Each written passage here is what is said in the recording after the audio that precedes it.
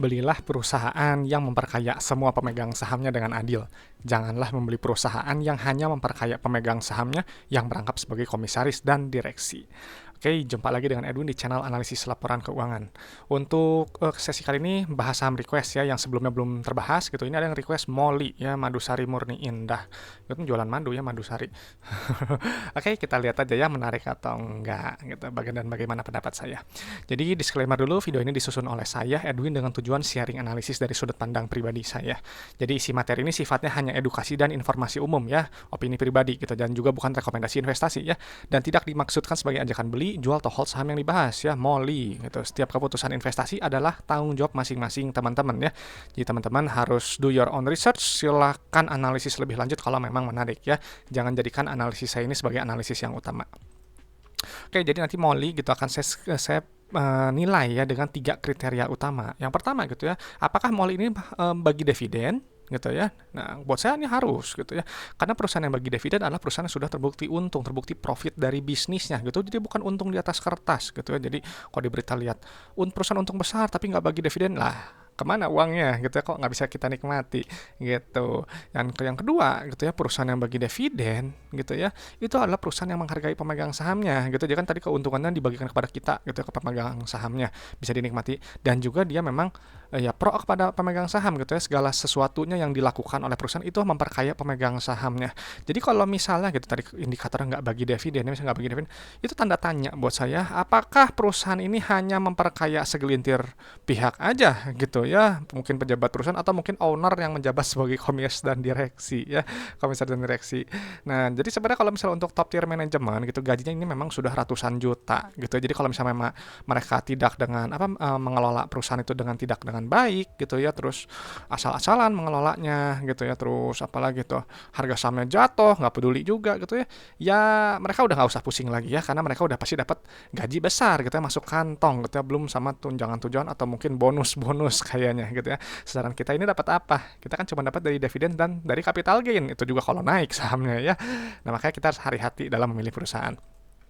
Nah, jadi perusahaan yang bagi dividen juga itu punya kondisi bisnis yang sehat gitu. Jadi kalau kondisi bisnisnya nggak bagus, rugi terus, harus kasnya susah, beban utangnya terlalu besar, biasanya perusahaan tuh ya sulit bagi dividen gitu ya, karena lebih utamakan untuk survival dulu di masa tersebut gitu. Dan pasti kalau memang teman-teman udah menemukan perusahaan yang bagi dividen rutin gitu ya, bagus, kondisi bisnisnya sehat, hati-hati juga ya, jangan belinya itu di harga tinggi gitu ya, pastikan di bawah nilai wajarnya kalau bisa gitu ya, karena kalau belinya di harga tinggi, di harga yang premium gitu ya, nanti akan rawan koreksi biasanya ya. Saya nggak nakut-nakutin gitu ya, karena kan kita value itu, nilai wajar itu kan subjektif ya, mungkin kata saya mahal, mungkin kata teman-teman murah gitu, dan sebaliknya. Yang penting teman-teman itu fokusnya di nilai wajarnya menurut pandangan teman-teman gitu ya. Jadi jangan sampai kita jadi investor yang nyangkut di atas gitu ya. Kadang suka sedih gitu kalau lihat investor yang dia marah-marah gitu di medsos, cerita gitu ya, mungkin karena mereka tidak hati-hati dalam melihat harga belinya gitu ya. Jadi sebelum teman-teman berinvestasi gitu ya, gunakan akal sehat Anda gitu. Jadi jangan mudah FOMO, jangan mudah ikut-ikutan gitu ya.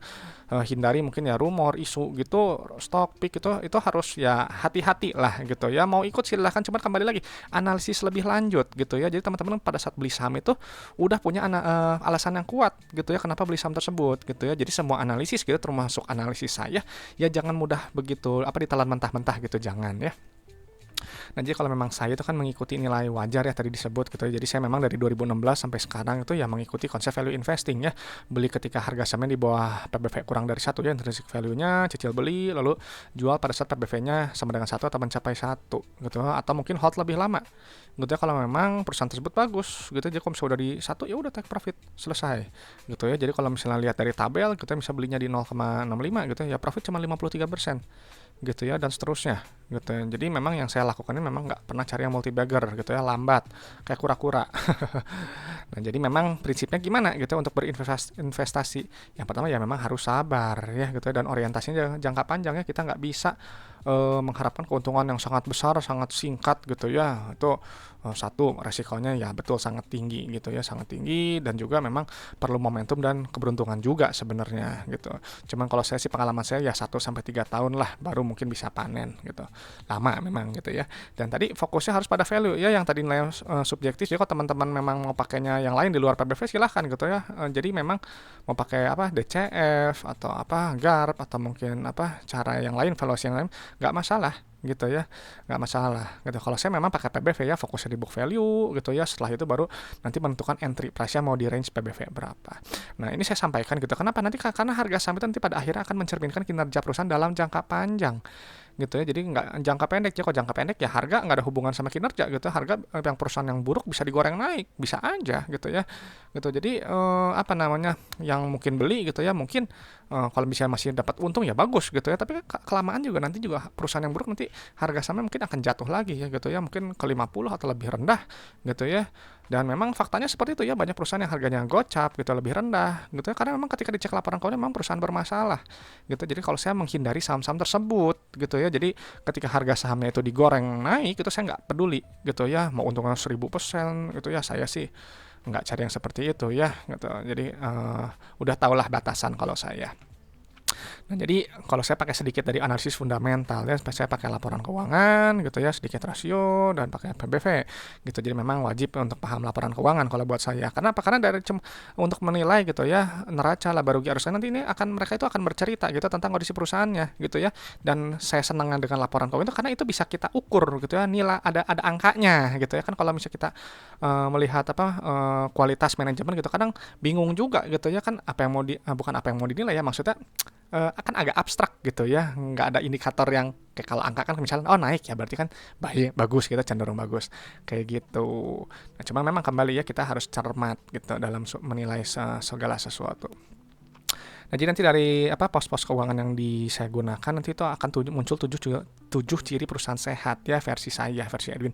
Apa aja gitu ya? Ya, yang pertama bisnisnya sehat ya, uang kasnya nyata, ada likuiditas, operasinya bagus ya, dibayar dividen rutin, nggak bergantung utang terlalu besar gitu. Utang sedikit nggak masalah kok ya, terkontrol nggak masalah, yang penting jangan terlalu besar gitu. Beban ntar tinggi, susah bayarnya ya. Bertumbuh, berekspansi gitu ya, dan menjaga kepercayaan kita investor dan kreditornya juga gitu ya. Dan nanti kita akan diuntungkannya sebagai investor lewat apa? Lewat valuasi harga saham yang cenderung naik sesuai dengan kinerja perusahaan ya, selama gitu ya, selama teman-teman itu memperhatikan harga belinya gitu ya. Jadi memang ya tadi gitu ya, kalau misalnya kita belinya terlalu tinggi gitu ya, ya nanti akan susah gitu. Kalau misalnya ada penurunan jangka pendek gitu ya, nanti kejemputnya agak susah gitu ya. Karena memang perusahaan yang bagus itu memang dia harga sahamnya akan cenderung stabil gitu ya. Kalau misalnya dia ada penurunan jangka pendek, nanti dia akan naik gitu, atau mungkin naik lebih tinggi gitu. Tapi ya balik lagi, kita perhatikan harga beli kita gitu, jangan terlalu tinggi juga. Nah, jadi memang nanti si Molly ini ya, nanti akan saya screening gitu ya dengan 7 syarat ya ini. Ya, dividen, saldo laba, PBV wajib kurang dari 1 ya, ini saya ganti warna kuning gitu ya, biar bagus. Nah, ya, terus pairnya dan pola arus kasnya gitu, dan nanti akan dipindahkan ke Excel gitu ya, seperti ini ya teman-teman. Ini bisa download gratis gitu ya, linknya ada di deskripsi video gitu ya, passwordnya ALK Edwin gitu. Oke, gitu ya. Molly, kita lihat Molly ya, Molly. Nah, Molly. Oke. Nah, ini ya Molly gitu, kalau saya memang udah temukan gitu riwayat dividen ini, memang dia terakhir bagi dividen tuh yang tahun buku 2023 ya, tanggal 26 Juni 2024. Nah, nggak tahu nih kenapa nih tahun ini nggak bagi dividen ya. Saya nggak cari beritanya, mungkin teman-teman bisa cari lebih lanjut. Cuman kalau buat saya gitu ya, perusahaan yang bagi dividen, nggak bagi dividen, ada kemungkinan ya tadi ya, mungkin lagi agak susah gitu bisnisnya ya. Mungkin keuntungannya belum cukup gitu, atau mungkin arus kasnya agak susah, jadi belum bagi dividen gitu ya. Dan buat saya perusahaan yang bagi dividen tuh yang bagus tuh minimal 3 tahun terakhir gitu, artinya udah stabil. Jadi kalau misal salah satunya bolong, sebenarnya kan 2 nih nggak bagi ya, berarti nggak masuk screening saya ya, masih kurang menarik, masih belum stabil di mata saya. Nah, ini cek dulu ya, udah benar 2025 Q2 Pak, ini 1000, pindahin kasta rakasnya dulu. Nah, ini ya. Nah, kasta rakas ini harus dipindahkan ya. Kenapa? Gitu ya, karena uang kas ini adalah uang yang berada di dalam dompet perusahaan gitu. Jadi kalau misalnya teman-teman punya dompet gitu ya, nah itu uangnya semuanya di situ ya, termasuk kartu ATM, uang di dalam rekening, nah itu semua uangnya itu digunakan untuk bayar operasional ya, bayar ekspansi usaha, bayar pinjaman ke bank kalau ada gitu. Jadi kalau misalnya uangnya dikit, ya nanti bisa terganggu ya kegiatan usahanya gitu. Dan kalau yang terlalu banyak juga hati-hati lah. Kenapa ada menimbun kas terlalu banyak gitu? Kenapa nggak dinikmati aja oleh kita pemegang sahamnya gitu ya? Caranya gimana? Ya misalnya bayar dividen lebih gede atau lebih sering gitu ya, interim gitu. Atau mungkin ekspansi usaha lebih besar, atau bisa juga biar pinjaman ke bank yang masih ada supaya beban bunganya nol gitu, lebih ringan. Dan yang pastinya gitu, kalau misalnya harga sahamnya lebih rendah, buyback aja sahamnya gitu ya, kan nanti akan mengurangi faktor pembaginya gitu, jadi EPS dan dividennya itu akan jadi lebih besar gitu ya. Alhasil kita pemegang saham nanti akan sangat diuntungkan gitu ya. Nah, lalu kita cek langsung ke bagian nih saldo laba ya, ini nilainya yang ini ya. Ini ribu ya, satunya ribu, yang ribu juta miliar ya berarti.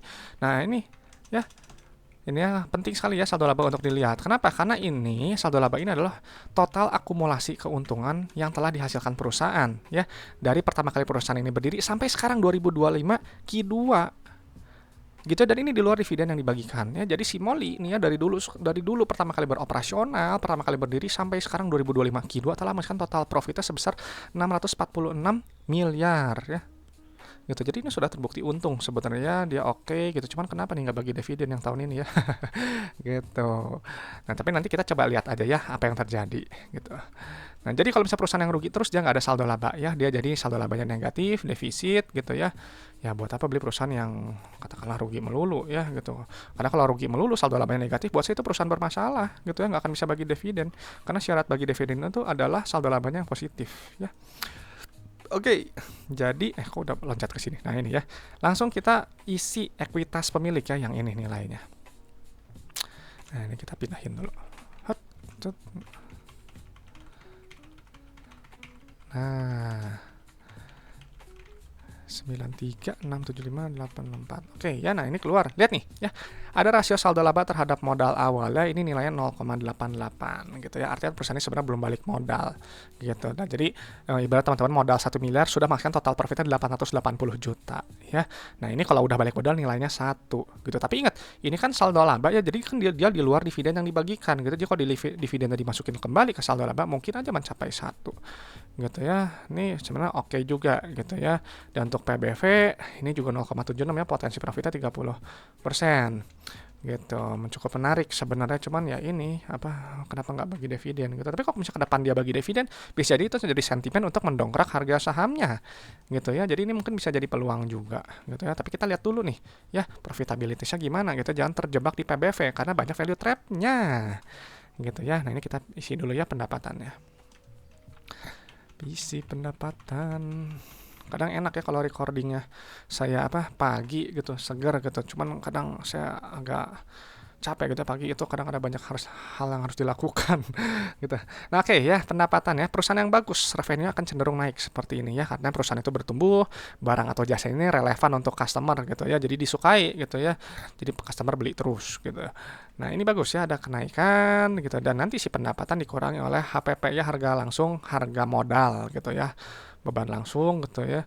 Nah, ini kita pindahin dulu ya, jadi keluar nanti laba bruto. Nah, ini kok nilainya gede. Nah, ini laba bruto. Nah, laba bruto ini penting gitu ya. Kenapa? Untuk menghitung margin perusahaan gitu ya, keuntungan perusahaan, tapi yang langsungnya ya. Jadi si laba bruto ini kan ada ada GPM ya. Nah, GPM ini kan itu untuk menilai gitu ya kemampuan inti efisiensi perusahaan dan juga kemampuan perusahaan untuk menempatkan harga jual barang atau jasanya ini di atas harga modalnya gitu ya. Jadi kan ini misalnya 26%, ya berarti teman-teman jual barangnya 100.000 ya, harga modalnya 74.000 gitu ya, lumayan lah ya, ada marginnya cukup tebal gitu kan, margin cari yang setebal mungkin ya gitu. Dan ingat ya, ini gitu nanti akan dikurangi oleh beban lain-lain tuh, beban usaha, beban bla bla bla. Makanya semakin besar GPM, maka semakin besar ruang untuk net profitnya gitu ya. Nanti kan dikurangi tuh laba beban pajak, beban bunga bla bla bla, nanti keluar laba bersih yang ini. Nah, ini kita isi dulu. Nah, ini kita lihat ya. Ini memang GPM-nya naik ya sekarang, cuman memang secara gross profit dia naik, tapi GPM-nya dia naiknya sedikit ya, nggak masalah. Nah, untuk laba bersih ini naiknya drastis ya, naik hampir 100%. Itu 100% lebih. Ini bagus nih ya. Coba lihat dulu ini kenapa nih. Oh iya, karena memang benar sama gitu ya. Wah, ini bagus ya. cukup bagus. Oke, jadi ada peningkatan ya. Dan untuk pair, nah lihat nih, pairnya mungkin agak mahal ya, 22 gitu ya. Saya carinya yang ya minimal sekali di bawah 15 ya. Cuman nih setidaknya perusahaan ini masih profitable ya, masih mencetak keuntungan. Nah, lalu kita cek ke bagian arus kasnya ya. Ini jangan lupa gitu. Arus kas ini untuk menilai gitu uang keluar masuknya. Uang masuk atau keluar, karena kan si Molly ini ya mengaku pendapatannya 698 miliar gitu. Nah, uang yang dibayarkan dari customer ke perusahaan berapa?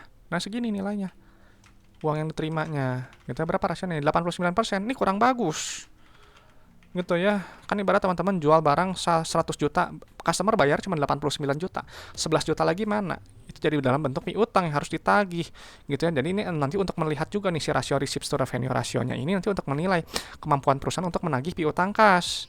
Gitu, ngumpulin kasnya gitu kan. Ingat, si uang kas ini kan tadi digunakan untuk apa aja, untuk bayar operasional, ekspansi usaha, dan juga untuk bayar pinjaman ke bank. Jadi kalau terlalu rendah ya hati-hati, bisa terganggu. Dan saya carinya ini yang minimal 90% ya, borderline sekali lah 90% gitu. Jadi apa namanya, ini harus ada apa ya namanya, mungkin perbaikan kinerja lah harapannya di kuartal berikutnya gitu. Nah, ini rendah sih, 80% tuh rendah kalau buat saya ya. Nah, tadi kan uang kasnya ini dikurangi untuk apa? Dikurangi nih ya tuh gaji beban apa? Bayar supplier gitu ya, bayar beban produksi, bayar gaji karyawan gitu ya. Nanti keluar net CFO gitu yang ini. Nah, perusahaan yang bagus harus seperti ini gitu ya, dia positif ya, artinya uang bisnisnya itu menghasilkan uang tunai gitu ya. Kan nggak mungkin kalau misalnya ini negatif ya, berarti teman-teman habis semua untuk bayar operasional gitu ya, kan nggak bagus untuk jangka panjang ya. Kalau sekali masih oke lah gitu ya, cuma kalau berkali-kali enggak ya. Tapi ini bagusnya ada peningkatannya, meskipun dia rasio ini turun, tapi ini ada peningkatannya. Kebayang kalau ini rasionya lebih tinggi lagi, ini pasti akan lebih bagus kinerjanya ya. Nah, lalu dia akan digunakan untuk ekspansi usaha ya, aktivitas investasi gitu ya, tuh perolehan aset tetap yang nilai negatif. Ya, kalau saya memang menyebutnya aktivitas investasi itu aktivitas ekspansi usaha gitu ya, karena lebih gampang lah buat saya gitu ya. Karena kan intinya ya tadi, kalau negatif ya dia bagus, dia berekspansi. Kalau positif ya belum tentu, dilihat dulu ya pos-pos keuangannya gimana. Nah, lalu dia lihat tuh pembayaran modal kerja kredit ya, pembayaran pinjaman gitu ya, dia negatif ya, dia bagus nih tuh pembayaran pinjaman utang gitu ya. Nah, ini yang bagus ini nilainya negatif seperti ini gitu. Jadi dia si perusahaan itu dia membayar pinjaman lebih besar pada pinjaman yang diterima ya, dan cuman memang ini ada penurunan kas yang agak lumayan ya gitu. Kalau perusahaan yang bagus, yang polanya sempurna, dia polanya plus min dan ada kenaikan kas tarakas gitu ya. Dan ini gitu ya, mungkin alasan kenapa dia nggak bagi dividen, mungkin juga ya tadi mungkin arus kasnya mungkin agak kurang gitu ya, karena dia harus bayar ini dulu si pinjaman yang ada gitu ya. Jadi apa namanya, mungkin ditunda dulu dividennya. Bisa jadi sih seperti itu ya, bisa jadi gitu ya. Soalnya kan apa ya, kembali lagi ya, kita kan sebagai kalau pemilik perusahaan itu kan harus memanage gitu ya, uang kasnya itu kan sebenarnya itu kayak darah dari perusahaannya, jadi nggak boleh, harus dijaga gitu ya jumlahnya gitu. Dan jadi gimana nih si Molly ya, Molly kata saya sebenarnya nih ya, kalau dari riwayat sih memang sayang sekali baru tahun kemarin aja bagi dividen, sekarang enggak gitu. Tapi bisa bisa kalau menarik sih agak lumayan sebenarnya ya, agak lumayan. Nah, untuk rasio saldo laba terhadap modal awal berarti perusahaannya telah menghasilkan total profit itu 0,88 kali modal ya. PBV udah cukup murah, saya rasa ya 0,76 gitu ya. Ini potensi profit itu 31%. PR-nya tapi mungkin agak kemahalan ya, agak premium ya. Jadi kurang profitable dia bisnisnya gitu dibandingkan dengan harga sahamnya. Nah, untuk manajemen kas sebenarnya ini lumayan bagus ya gitu, cuman kurang sempurna lah. Ini harusnya ada kenaikan kas tarakas gitu. Ini kan dia juga tuh rasionya, jadi dia kasnya agak berkurang, agak lumayan ya, banyak. Cuman kita lihat dulu ya, ini DR-nya berapa nih? Saya jadi penasaran. Liabilitasnya 421. Ya, ini daerah kecil ya, lumayan gitu. Aset lancarnya ini juga dia lebih besar ya, jadi masih oke lah, masih acceptable gitu. Nah, cuman kembali lagi buat saya ya, perasaan ini ya nggak buat saya ya nggak menarik ya gitu, karena kan kurang menarik lah ya, karena ya tadi ya lewat dividennya belum lengkap 3 tahun, sama mungkin PRM juga masih agak kemahalan. Nah, untuk teman-teman Molly ini gimana ya, menarik atau enggak gitu ya? Coba teman-teman kasih pendapatnya di kolom komentar gitu ya, supaya ya baik penonton yang lain juga kita bisa sama-sama bertukar pendapat gitu. Oke, saya rasa itu aja teman-teman.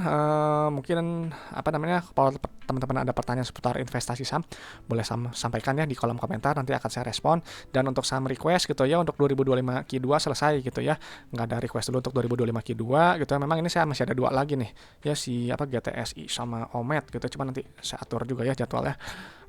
Jadi kedepannya untuk bulan apa November saya akan fokusnya di 2025 Q3 ya.